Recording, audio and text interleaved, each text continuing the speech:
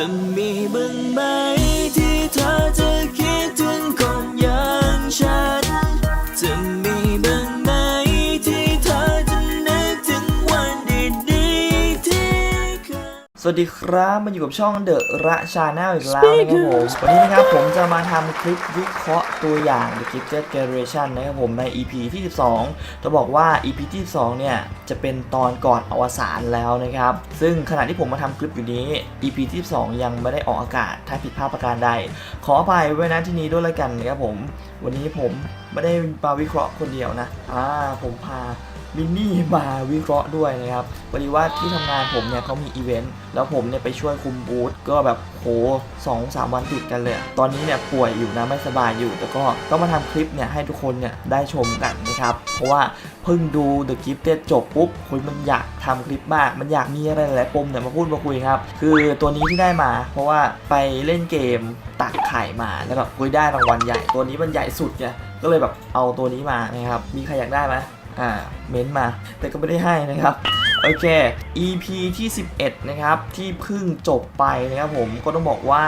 เป็นอะไรที่พีคเหมือนเดิม EP นี้รู้สึกลุ้นในช่วงแรกช่วงหลังเนี่ยรู้สึกแบบมีคำถามขึ้นมาในหัวว่าเอ๊ะมันจะเป็นยังไงต่อไปมันจะเป็นไปได้ไหมนะครับ EP นี้นะครับผมมีบางจุดที่เรายังไม่ทราบเขายังไม่ได้เฉลยนะอย่างเนตรเนี่ยสรุปแล้วผอ.ทำอะไรกับเนตรกันแน่เฉลยว่าเนตรยังมีชีวิตอยู่นะครับผมแต่ว่าถูกผอ.เนี่ยเปลี่ยนตัวตนไปให้กลายมาเป็นคุณครูที่ต่างจังหวัดและผอ.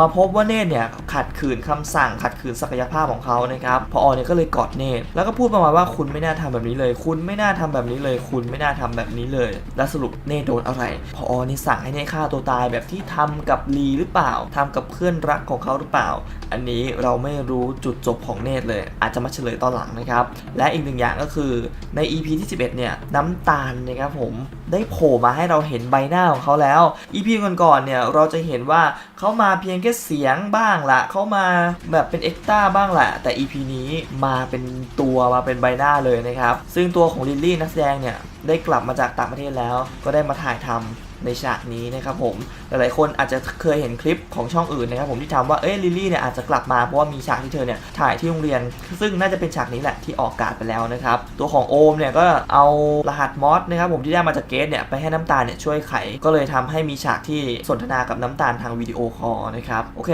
ก่อนที่ผมจะไปวิเคราะห์ตัวอย่างใน EP ที่ 12ขอย้อนกลับไปพูดถึงใน EP ที่ 11 ก่อนละกันว่าเขาได้ทิ้งท้ายอะไรให้เราได้รับชมบ้างนะครับผมใน EP ที่ 11 นะครับโอมเนี่ยได้นัดเพื่อนๆนะครับผมไปประชุมที่ห้องอื่นเพราะว่าห้องลับของเขาเนี่ยได้ถูกอาจารย์ฝ่ายปกครองเนี่ยขนของออกไปหมดเลยคราวนี้เนี่ยกลายเป็นว่าโอมเนี่ยต้องเป็นแกนนำแล้วก็ถามกับทุกคนว่าเราจะเอายังไงดีกับการที่จะขัดขวางผอ.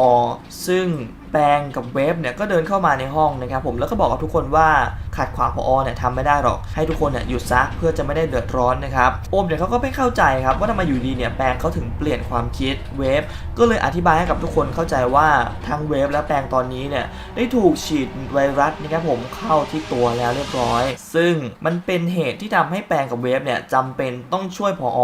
ในแผนการร้ายครั้งใหญ่นี้นะครับที่จะใช้ไวรัสควบคุมเด็กกิฟต์ที่มีศักยภาพทุกคนนะที่จะเข้ามากระตุ้นศักยภาพนะครับและปุณเนี่ยก็บอกว่าเขาได้ข่าวจากพ่อของเขาว่าแปงเนี่ยตกลงอะไรกับท่านผอ.แปงเนี่ยก็เลยบอกว่าผอ.เนี่ยจะฉีดไวรัสให้กับเด็กทุกๆคนแต่ยกเว้นกลุ่มของพวกเขาเท่านั้นซึ่งในฉากนี้เราจะเห็นกรเนี่ยเข้ามานั่งประชุมอยู่ด้วยนะครับผมแต่ว่าไม่ได้พูดอะไรเลยซึ่งก็เป็นการแสดงว่ากรเนี่ยอาจจะได้กินยาของผอ.ไปแล้วแต่อาจจะยังไม่หายสนิทนะเพราะว่าในตอนที่ผอ.เนี่ยเรียกไปประชุมในตอนแรกนะครับผอ.เนี่ยให้ไวรัสกับทุกคนและใช้ศักยภาพของทุกคนว่าถ้าใครติดต่อกับแปงต้องฉีดไวรัสเข้าใส่ตัวเองนะครับแต่ตรงที่กรนั่งอยู่เนี่ยไม่มีไวรัสเพราะว่ากรเนี่ยติดไวรัสอยู่แล้วนะครับผมผอ.เนี่ยก็เลยอาจจะไม่ได้ให้ไวรัสกับกรนะครับหลังจากนั้นครับผอ.เนี่ยก็เรียกเด็กกิฟต์ที่เป็นรุ่นพี่รุ่นเก่าๆหลายๆรุ่นนะครับผมเข้ามาประชุมที่โรงเรียนนะครับแล้วก็เอานิดเองเนี่ยมาให้ทุกคนเนี่ยผสมน้ำแล้วก็ดื่มบอกว่าหลังจากนี้เนี่ยพวกคุณเนี่ยต้องมาช่วยผมในการพัฒนาประเทศแล้วทุกคนเนี่ยโดนศักยภาพของผอ.อยู่แล้วนะครับผมก็เลยต้องเอาไวรัสเนี่ยมาบีบใส่น้ำแล้วก็ดื่มนะครับ ซึ่งก็กลายเป็นว่าพอเนี่ยเริ่มควบคุมเด็กกิฟต์รุ่นเก่าๆก่อนนะครับและโอมนะครับผมก็มาขอให้ปุณเนี่ยช่วยเขาปุณเนี่ยก็เลยอธิบายเกี่ยวกับเครื่องที่สามารถรักษาไวรัสนิด88เนี่ยได้นะครับและเขาเนี่ยต้องหาที่ผลิตเครื่องนี้ให้ได้เร็วที่สุดเพื่อที่จะเอาชนะพอครับอันนี้เป็นเรื่องราวใน EP ที่11นะครับผมแต่ผมขอไปพูดถึงมินิซีรีส์เรื่องอุ่นไอเลิฟกันบ้างแล้วกันเพราะว่า EP ก่อนไม่ได้พูดก็เลยมีคนถามมาเยอะแยะว่าไม่เห็นพูดถึงเลยตัวของหยิมเนี่ยเมื่อโรงเรียนเนี่ยไฟดับหยิมเนี่ยเขาก็ต้องการที่จะมาให้อุณหภูมิกับไข่ที่กำลังจะใกล้ฟักของรุ่นพี่ที่เขาแอบชอบนะครับกลายเป็นว่า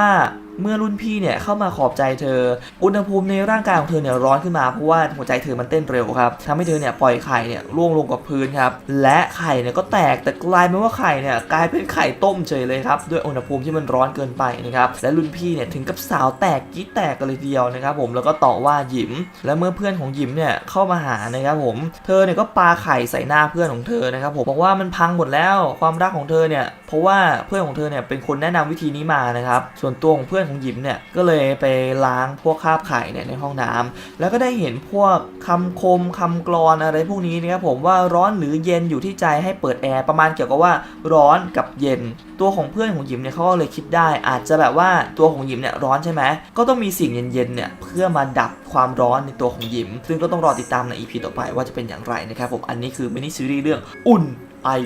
เลิฟโอเคครับต่อไปเป็นการวิเคราะห์ตัวอย่างใน EP ที่12นะครับผมในฉากนี้นะครับเราจะเห็นว่าปุณเนี่ยเขากำลังนั่งดูเหมือนจะดูคลิปวิดีโอหรือถ่ายทอดสดการแถลงข่าวของผอ.หรือเปล่าไม่รู้นะเป็นเสียงของผอ.นะครับผมออกมาบอกว่ามันเป็นนโยบายของทางกระทรวงที่ต้องการจะดูแลเรื่องโภชนาการของเด็กนะครับปุณเนี่ยก็ละสายตาจากหน้าจอและหันไปมองโดยรอบครับเขานั่งอยู่ในโรงอาหารก็เห็นว่าเด็กหลายๆคนนะครับผมยกน้ำดื่มขึ้นมาดื่มและน้ำดื่มเนี่ยเป็นน้ำดื่มของทางกระทรวงครับซึ่งแน่นอนว่าที่ผอ.เนี่ยพูดว่า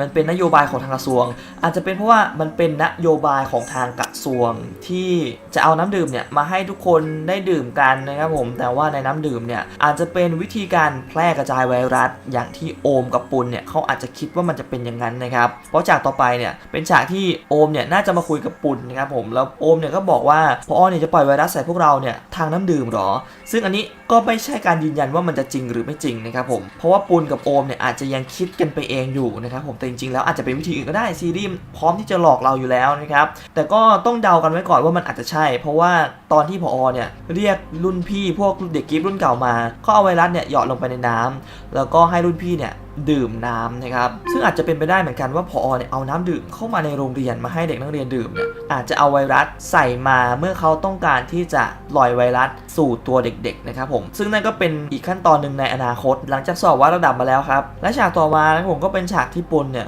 มานั่งดู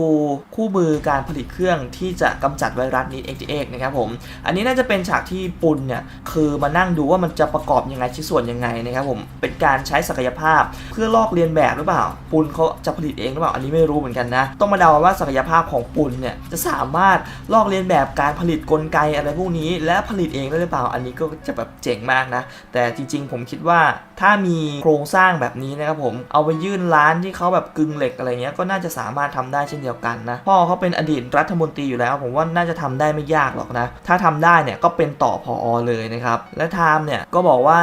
ไม่ว่าผอ.เนี่ยจะมีแผนอะไรก็ตามทุกอย่างเนี่ยมันจะคลี่คลายหลังจากนี้ซึ่ง Time Third Grade เนี่ยก็น่าจะมามีการประชุมพูดคุยกันเนี่ยแหละนะครับฉากต่อมาครับเป็นฉากที่นักเรียนหลายๆคนนะครับผมเข้ามานั่งในห้องประชุมและโอมเนี่ยก็นั่งอยู่ตรงกลางครับอยู่ดีเขาก็ลุกขึ้นมาตบมือนะครับผมเพราะว่าฉากนี้เป็นฉากที่แปงเนี่ยขึ้นพูดบนเวทีครับซึ่งแปงน่าจะได้รับคำสั่งจากผอ.มานะครับผมว่าให้มาพูดเกี่ยวกับประโยชน์ของเด็กกิฟต์อะไรพวกนี้แน่เลยเป็นพูดปลุกใจอ่ะถ้าเราดูสไตล์การพูดของผอ.นะครับผมผอ.ใช้ศักยภาพในการโน้มน้าวจิตใจเขาทำบ่อยมากในการพูดแบบเหมือนปลุกใจเหมือนเป็นไลฟ์โค้ดอ่ะคุณต้องทำได้ผมเชื่อ ในสิ่งที่พวกคุณทำเชื่อในศักยภาพที่พวกคุณมีซึ่งผอ.อาจจะแบบส่งไม้ต่อให้กับแปงให้แปงมาทำต่อว่าเขามีศักยภาพเขามีพลังวิเศษและมันดียังไงในการที่เขาเนี่ยเป็นเด็กกิฟต์นะครับอันนี้ไม่รู้คาดเดาไว้ก่อนว่าแปงเนี่ยอาจจะพูดว่ามันดีนะให้ทุกคนเนี่ยมาปลุกศักยภาพกันอะไรอย่างนี้มาสอบวัดระดับกัน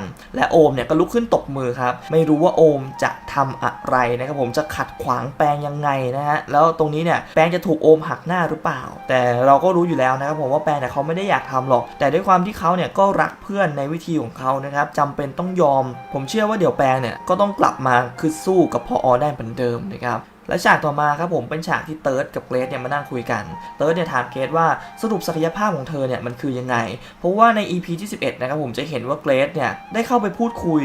กับพี่ทรายเจริญบุระนะครับซึ่งเราก็คาดเดากันไว้ใน EP ก่อนแล้วว่าพี่ทรายเนี่ยน่าจะเป็นเกรซในอนาคตใน EP นี้ใน EP ที่11นะครับผมเราเห็นว่าเกรซเนี่ยจะไม่มีสติตอนที่พี่ทรายเนี่ยเข้ามาครอบงำเอาง่ายๆผมว่ามันก็คล้ายกับปุณเหมือนกันนะที่ถูกอีกบุคลิกนึงเนี่ยเข้าครอบงำนะครับผมแล้วตัวตนของเขาเนี่ยไม่รู้ตัวอะไรอย่างนี้ประมาณนั้นคิดว่าเกรซเนี่ยมี2บุคลิกก็ได้มีแบบบุคลิกในอนาคตแต่เดากันไว้แล้วแหละว่าพี่ทรายเจริญบุระเนี่ยน่าจะเป็นเกรซในอนาคตนะครับผมซึ่งศักยภาพของเกรซเนี่ยอาจจะคุยกับตัวเองในอนาคตได้มันแอดวานซ์มากอย่างที่ผมพูดไว้ใน EP ก่อนนะครับแต่เรายังไม่รู้นะเขายังไม่ได้เฉลยสิ่งหนึ่งที่มันซิงก์กันก็คือทั้งเกรซที่มีผมดัดรอนแบบทรงมาม่านะครับผมก็คล้ายๆกับพี่ทรายที่ผมดัดรอนหยิกๆเหมือนกันนะครับซึ่งเมื่อศักยภาพของเกรซเนี่ยตื่นตัวขึ้นมาปุ๊บก็จะเหมือนแบบพี่ทรายเนี่ยเข้ามาใช้ชีวิตแทนเกรซแล้วก็จะรู้สิ่งต่างๆไม่ว่าจะเป็นการที่จะไปช่วยแปลงได้ทันเวลาไปบอกให้เติร์ดไทม์ตามหาเนตที่ยังมีชีวิตอยู่แล้วก็ไปบอกโอมว่าให้โอมเนี่ยเป็นผู้นำแล้วก็ไปค้นคู่มือผลิตเครื่องกำจัดไวรัสเนี่ยในลิ้นชักในบ้านของเนตนะครับผมซึ่งอันนี้เนี่ยไม่รู้ว่าเกรซในอดีตเนี่ยเขาน่าจะรู้เรื่องพวกนี้หมดนะครับผมแล้วก็พอไปอยู่ในวัยที่เป็นทรายเจริญบุระแล้วเนี่ยก็กลับมาบอกเกรซในอดีตอันนี้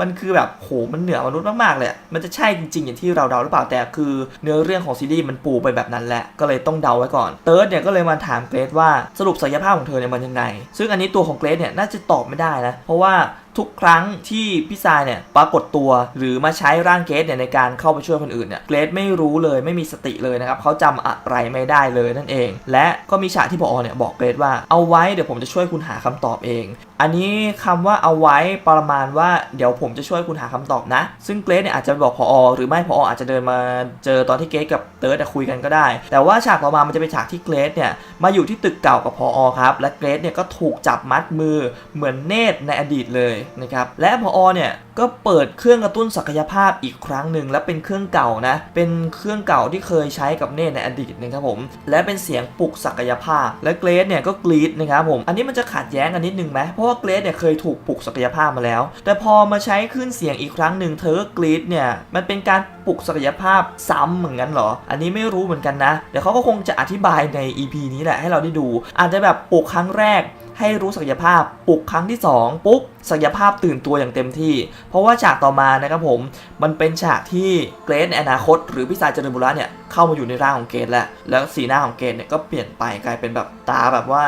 ดุหน่อยแบบว่านิ่งหน่อยแล้วก็จะยิ้มแปลกๆนะครับพอเนี่ยก็ถามว่าคุณจะบอกว่าคุณคาดการอนาคตได้อย่างนั้นเหรอแล้วพี่ทรายเจริญบุระเนี่ยก็บอกว่าคุณเอาชนะอนาคตไม่ได้หรอกคือฉากนี้เราก็รู้อยู่แล้วแหละว่าเกรซที่พูดอยู่ตรงนี้นะครับผมไม่ใช่เกรซจริงๆแต่ว่าคือมีพี่ทรายเนี่ยอยู่ข้างในเนี่ยแต่ไม่รู้ว่าวันหนึ่งเนี่ยเมื่อศักยภาพเกรซเนี่ยถึงขีดจำกัดแล้วเนี่ยเกรซจะสามารถมีสติและคุยกับพี่ทรายในอนาคตโดยเหมือนแบบคุยกับจิตตัวเองได้เลยหรือเปล่าโดยที่ไม่ต้องให้พี่ทรายในอนาคตเนี่ยมาใช้ร่างของตัวเองและไปทำสิ่งต่างๆนะครับอันนี้ต้องรอลุ้นเหมือนกันนะว่าศักยภาพของเกรซเนี่ยมันจะพีคไปได้อีกกว่านี้ไหมแต่ในเรื่องนี้ผมคิดว่าอันนี้เนี่ยมันโคตรเหนือมนุษย์เลยนะที่แบบรู้อนาคตและเมื่อผอ.เนี่ยได้รู้ศักยภาพของเกรซอันนี้ขอวิเคราะห์ต่อเลยแล้วกันผมคิดว่าผอ.เนี่ยน่าจะใช้ประโยชน์กับศักยภาพของเกรซซึ่งผมไม่รู้หรอกนะว่าผอ.เนี่ยจะใช้อะไรกับประโยชน์ของศักยภาพของเกรซนะครับถ้าเราดูในหนังซูเปอร์ฮีโร่ผมขอยกตัวอย่างเช่นเรื่อง The Avenger Endgame แล้วกันนะครับผมตอนที่เนบิวล่านะครับลูกของธานอสเธอเนี่ยต้องกลับไปแก้ไขอดีตนะครับผมและต้องย้อนเวลากลับไปในห้วงเว วลานะครับผมแล้วก็ถูกธานอสเนี่ยจับตัวไว้นะครับและธานอสเนี่ยก็ได้เห็นอนาคตนะครับผมในดวงตาของเนบิล่าเพราะว่ามันเป็นเนบิล่าเนี่ยในอนาคตเนี่ยกลับมาในอดีตธานอสในอดีตเนี่ยก็เลยได้เห็นอนาคตจากดวงตาของเนบิล่านะครับเขาก็เลยใช้อนาคตที่เขาเห็นนี่แหละว่าในอนาคตเนี่ยมันจะเป็นไปอย่างไรเขาสามารถทำลายโลกไปได้ครึ่งนึงอะไรเงี้ยเขาก็เลยดำเนินตามแผนการร้ายของเขาที่เขาเคยวางเอาไว้นะครับผมเลยคิดว่าพอเนี่ยอาจจะใช้ศักยภาพของเกรซเนี่ยในการคิดแผนชั่วร้ายแบบนั้นก็ได้นะเขาอาจจะให้เกรซเนี่ยช่วยดูอนาคตแล้วก็แบบเขาจะทำชั่วอะไรได้อีกอันนี้คือความคิดของผมนะมันคงอาจจะทำได้หรือไม่ได้ก็ได้นะครับผมเพราะว่าตัวของเกรซในอนาคตเนี่ยเขามีชีวิตอยู่ถึงแค่ไหนเขารู้อนาคตถึงแค่ไหนและทำไมเขาถึงสามารถย้อนกลับมาหาเกรซหรือเกรซเนี่ยสามารถคุยกับตัวเองในอนาคตได้อันนี้มันเป็นอะไรที่ซับซ้อนอะยังเดายากอยู่เหมือนกัน